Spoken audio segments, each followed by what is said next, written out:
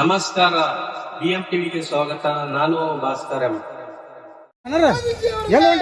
ಸ್ವಲ್ಪ ವೀರೇಂದ್ರ ಹೆಗಡೆ ಅವರಿಗೆ, ಭ್ರಷ್ಟ ಕಾಂಗ್ರೆಸ್ ಸರ್ಕಾರಕ್ಕೆ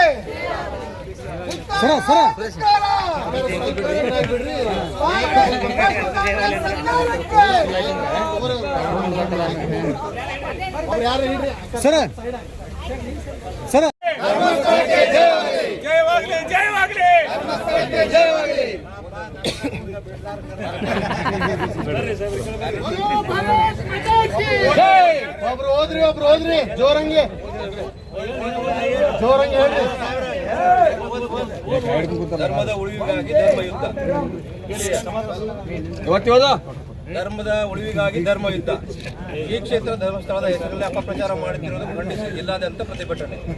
ಶ್ರೀ ಕ್ಷೇತ್ರ ಧರ್ಮಸ್ಥಳ ಕೇವಲ ಕರ್ನಾಟಕದವಲ್ಲ, ದೇಶಾದ್ಯಂತ ಕೋಟ್ಯಾಂತರ ಭಕ್ತಾದಿಗಳು ಹೊಂದಿರುತ್ತದೆ. ಈ ಕ್ಷೇತ್ರಕ್ಕೆ ದಿನನಿತ್ಯ ಲಕ್ಷಾಂತರ ಮಂದಿ ಭಕ್ತಾದಿಗಳು ಆಗಮಿಸುತ್ತಿದ್ದು, ಹಿಂದೂಗಳಿಗೆ ಇದು ಪ್ರಮುಖ ಧಾರ್ಮಿಕ ಶ್ರದ್ಧಾ ಕೇಂದ್ರವಾಗಿದ್ದು, ಹಿಂದೂಗಳ ಧಾರ್ಮಿಕ ಭಾವನೆಯನ್ನು ಅಪಮಾನಿಸುವ ದುರುದ್ದೇಶದಿಂದ ಕೆಲವು ಕಿಡಿಗೇಡಿಗಳು ಹಾಗೂ ಎಡಚರರು ಸುಳ್ಳು ಅಪಪ್ರಚಾರ ಮಾಡುತ್ತಿದ್ದು, ಇದರ ಹಿಂದೆ ಹಿಂದೂಗಳ ಶ್ರದ್ಧಾಭಕ್ತಿಯನ್ನು ಅತ್ಯಂತ ನಿಷ್ಕೃಷವಾಗಿ ಬಿಂಬಿಸುವ ಹುನ್ನಾರವಾಗಿದ್ದು, ಇಂಥ ಕಿಡಿಗೇಡಿಗಳನ್ನು ಕುಮ್ಮಕ್ಕು ನೀಡುವ ಷಡ್ಯಂತ್ರವನ್ನು ನಡೆದಿದೆ.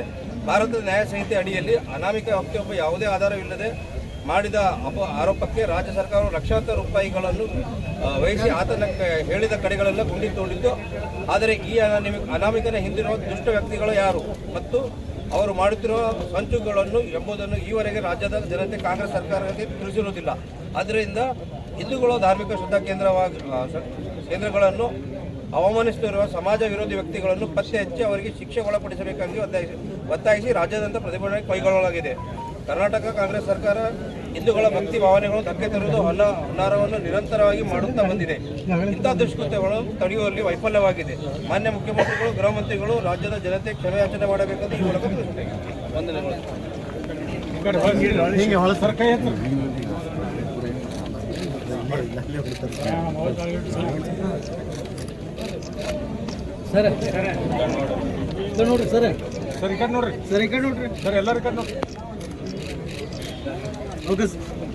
ಈ ಪ್ರತಿಭಟನೆಯಲ್ಲಿ ಭಾಗವಹಿಸಿದಂತ ಜಿಲ್ಲಾ ಅಧ್ಯಕ್ಷರಿಗೂ, ಮಂಡಲ ಅಧ್ಯಕ್ಷರಿಗೂ, ಸಂಸದರು, ಮಾಜಿ ಸಚಿವರು, ರಾಜ್ಯ ಪದಾಧಿಕಾರಿಗಳು ಎಲ್ಲರಿಗೂ ಕೂಡ ಎರಡೂ ಮಂಡಲ ಪದಾಧಿಕಾರಿಗಳು ಅಭಿನಂದನೆಗಳು.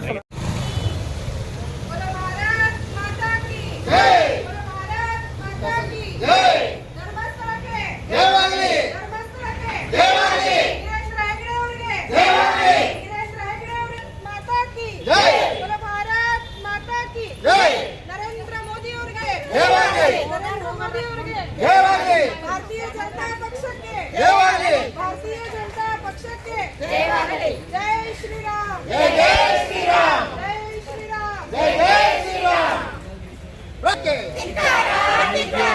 कांग्रेस सरकारಕ್ಕೆ, ಹಿಂದೂ ವಿರೋಧಿ ಕಾಂಗ್ರೆಸ್ ಸರ್ಕಾರಕ್ಕೆ, ಹಿಂದೂ ವಿರೋಧಿ ಕಾಂಗ್ರೆಸ್ ಸರ್ಕಾರಕ್ಕೆ, ಸಿದ್ದರಾಮಯ್ಯ ಸರ್ಕಾರಕ್ಕೆ, भारत माता की, भारत माता की, भारतीय जनता पक्षಕ್ಕೆ, ಸನ್ಮಾನ್ಯ ನರೇಂದ್ರ ಮೋದಿ ಜಿ ಅವರಿಗೆ, ಧರ್ಮಸ್ಥಳದ ವೀರೇಂದ್ರ ಹೆಗಡೆ ಅವರಿಗೆ.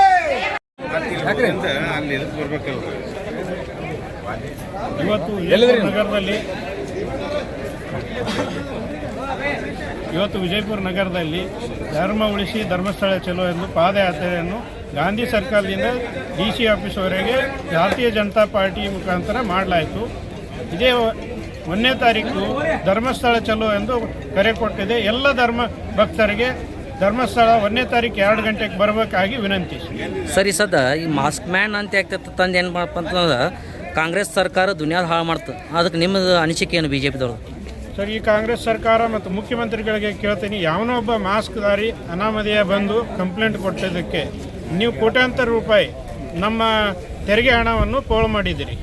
ನನ್ನ ವಿನಂತಿ ಏನಂದರೆ ತಮ್ಮಲ್ಲಿ ಸರ್ಕಾರಕ್ಕೆ ಆ ಹಣವನ್ನು ಆ ಮುಸುಕದಾರಿ ಕಡೆಯಿಂದ ವಸೂಲಿ ಮಾಡಿ, ಮತ್ತು SIT ಯಾರ್ಯಾರ್ದು ನೌಕರಸ್ಥರು ಕೆಲಸ ಮಾಡಿದ್ದಾರೆ ಅವರಿಗೆ ಹೆಚ್ಚಿನ ಸಂಬಳವಾಗಿ ಇನ್ನುಳಿದ ಅವ್ರ ಹಿನ್ನೆಲೆ ಗಾಯಕರು ಯಾರಿದ್ದಾರೆ ಅವ್ರ ಕಡೆಯಿಂದ ವಸೂಲಿ ಮಾಡಿ ಕೊಡಬೇಕಾಗಿ ವಿನಂತಿ ಇಟ್ಕೊಳ್ತೀನಿ. ಸರ್, ತಮ್ಮ ಹೆಸರು? ಉಮೇಶ್ ಕಾರಜೋಳ. ಸರ್, ಭೀಮರಾಜ ನ್ಯೂಸ್ ಜೊತೆ ಮಾತಾಡೋಕ್ಕೆ ತುಂಬ ಧನ್ಯವಾದಗಳು.